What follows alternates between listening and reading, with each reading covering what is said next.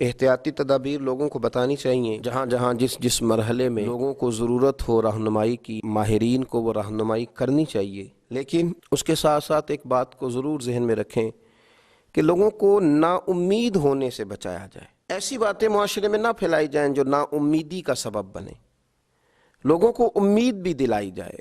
ان کی توجہ رب رسول کی جانب بھی کی جائے، انہیں یہ بھی بتایا جائے کہ تم نہ اپنی مرضی سے پیدا ہوئے، نہ تم نے اپنی مرضی سے اپنے آپ کو بڑا کیا، نہ اپنی مرضی سے تمہارے پاس صحت تھی، تو جس رب کریم نے پہلے نوازا تھا وہ اب بھی نوازے گا۔ لوگوں کی امیدوں کو نہ توڑا جائے، مایوسیاں نہ پھیلائی جائیں، پریشانیوں کو مزید نہ بڑھایا جائے۔ اچھی امید، اچھی خبر، اچھا پیغام، آپ احتیاطی تدابیر ضرور بتلائیں، اور لوگوں سے بھی یہ اپیل ہے کہ وہ خوب احتیاط کا مظاہرہ کریں،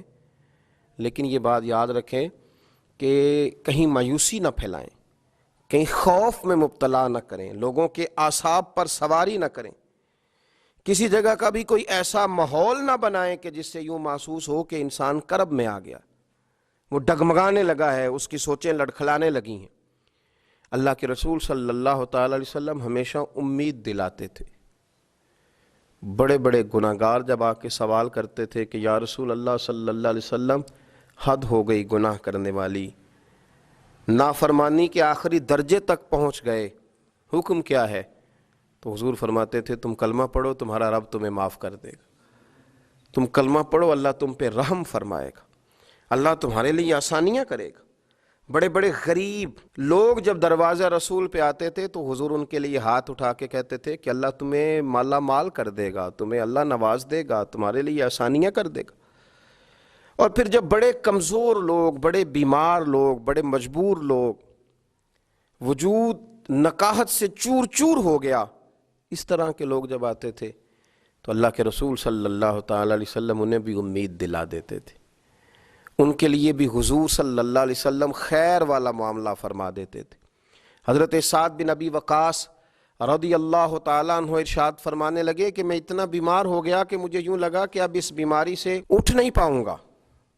شاید اس بیماری سے میں انتقال کر جاؤں گا، اب میرے لیے شاید مشکل ہو جائے مزید آگے بڑھنا۔ ہاں فرماتے ہیں میری ایک ہی بیٹی تھی تو میں نے یہ ذہن بنایا کہ میں وصیت کر دوں اپنے مال میں سے، کچھ اللہ کے راستے میں دے دوں، کچھ بیٹی کو دے دوں۔ میں نے صحابہ کرام علیہم رضوان سے گزارش کی کہ کوئی حضور علیہ السلام کی بارگاہ میں عرض کرے کہ آپ کا غلام تکلیف میں ہے، اگر نظر کرم ہو جائے، اگر رحمت کی نظر ہو جائے، چر ہویا مینوں ترلے لیندیاں، کدی موڑ میرے ول واگاں، خواب میری وچ ایک وار جیاویں، میں ساری عمر نہ جاگاں۔ حضور اگر مہربانی فرمائیں تشریف لے آئیں۔ حضرت سعد بن ابی وقاص فرماتے ہیں لاجپال محبوب تشریف لے آئے، کرم نوازی فرمائی،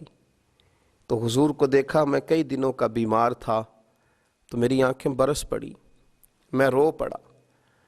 میں نے عرض کی یا رسول اللہ صلی اللہ تعالی علیہ وسلم، شاید اس بیماری سے اٹھ نہ سکوں،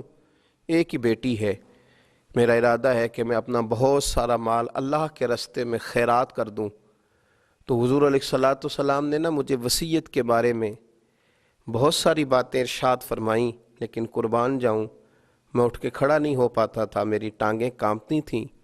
لیکن جب سرور کائنات علیہ السلام سے میں نے عرض کی حضور اب شاید بچ نہ سکوں گا، اس بیماری سے چلا جاؤں گا، حضور نے امید دلائی، اور نبی پاک صلی اللہ تعالی علیہ وسلم نے فرمایا سعد تمہیں کچھ بھی نہیں ہوگا، ابھی تو تمہاری وجہ سے اللہ اسلام کا نفع کرے گا، کفر کا نقصان کرے گا، ابھی تو بڑا کام کرنا ہے، اٹھ باندھ کمر کیوں ڈرتا ہے، پھر دیکھ خدا کیا کرتا ہے۔ فرمایا تم اپنے آپ کو مضبوط کرو قلبی طور پر۔ حضرت سعد بن ابی وقاص کہتے ہیں وہ حضور کی باتیں تھیں کہ میرے لیے قوت تھی، وہ ایک طاقت تھی، وہ ایک ایسی توانائی تھی جس نے میرے وجود میں حرارت پیدا کر دی۔ فرماتے ہیں کہ وہ بہت ساری دوائیاں جو کام نہ کر سکیں، وہ کریم محبوب کے چند جملے کر گئے۔ حضرت سعد بن ابی وقاص کہتے ہیں حضور تو تشریف لے گئے، میں کئی دنوں سے اٹھ نہیں پا رہا تھا،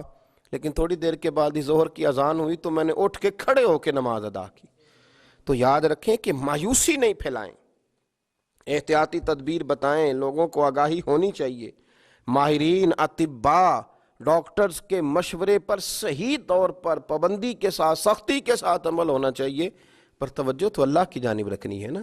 ہمیں امیدیں تو رب سے وابستہ کرنی ہے نا، اہل ایمان کا شیوا تو یہی ہے۔ اللہ تعالیٰ سمجھنے کی توفیق عطا فرمائے۔